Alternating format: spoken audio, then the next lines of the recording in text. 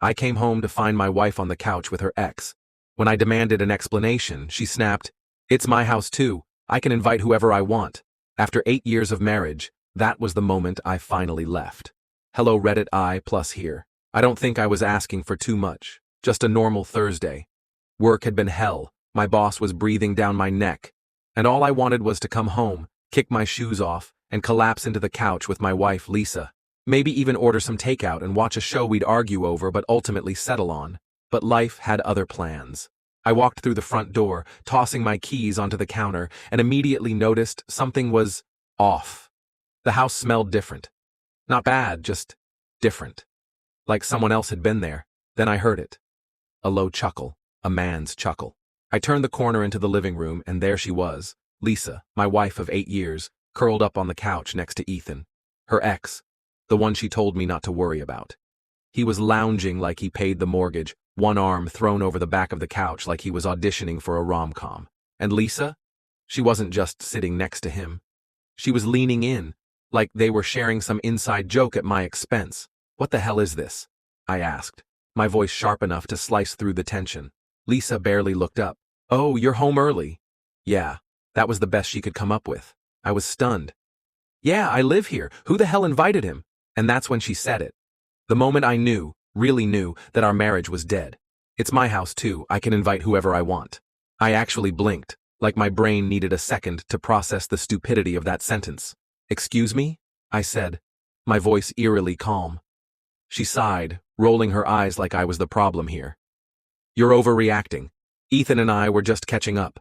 He's been having a rough time, and as his friend I thought I'd be supportive." Friend. Ah, yes. That magical word women use right before they make terrible life decisions.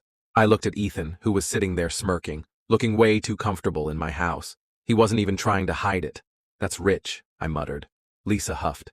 "You're acting so insecure right now. I can't believe you're making this into a big deal." Lisa, my wife, is sitting on the couch with her ex, in the home we built together. And when I ask for an explanation, your response is, "It's my house too?" I laughed, but not the kind of laugh that meant I was amused, more like the, "I'm about to lose my mind" kind. Ethan had the nerve to pipe up, "Man, you're really gonna get upset over this? She's just being kind." I snapped my fingers at him. "Ah, you don't get to talk." He raised his hands like he was the victim here. I turned back to Lisa. "Let me ask you something. If you came home and found me cuddled up on the couch with my ex, how would you react?" She scoffed. "That's different." "How?" Her mouth opened, then closed, then opened again. Finally she settled on, "It just is." Of course. I let out a deep breath and glanced around the living room. The photos on the walls, the furniture we picked out together, the little knickknacks from vacations we took. This was supposed to be our home, but it didn't feel like mine anymore. And suddenly, I knew I was done. 8 years of marriage, and I was standing here, arguing with my wife about why her ex shouldn't be in our house like he owned the place. I took a step back and something clicked inside me. "You know what? You're right," I said. Lisa narrowed her eyes. "What do you mean?" I looked around one last time, nodded to myself, and grabbed my car keys. "It's your house too, and you can invite whoever you want, but I don't have to stay here and watch it." Lisa sat up. "Wait, where are you going?" "Leaving," I said simply. She let out a nervous laugh. "You're being ridiculous. You're just going to walk out?" I looked at her for a long moment, taking in the way she still wasn't apologizing, still wasn't showing an ounce of remorse. "Yeah," I said. "I think I am." I turned on my heel and walked out. As I stepped outside, I felt something I hadn't in a long time. Relief. Turns out, leaving was the best decision I ever made.